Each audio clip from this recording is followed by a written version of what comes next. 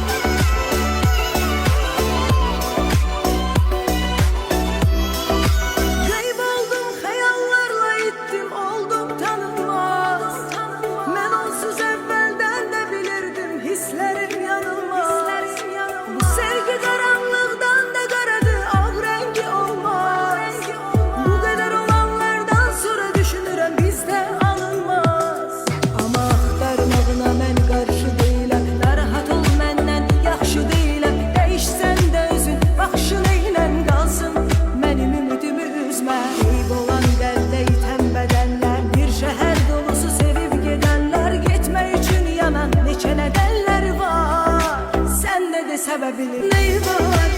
Belki yaralı yüreği var. Onun neyi var? Bu gidişin aklı dönmeyi var. Onun neyi var?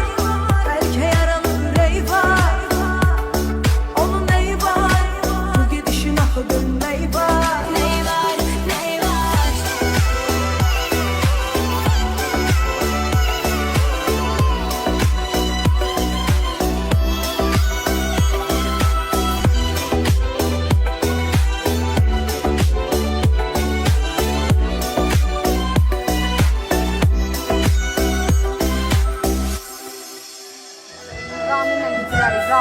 Onun neyi var?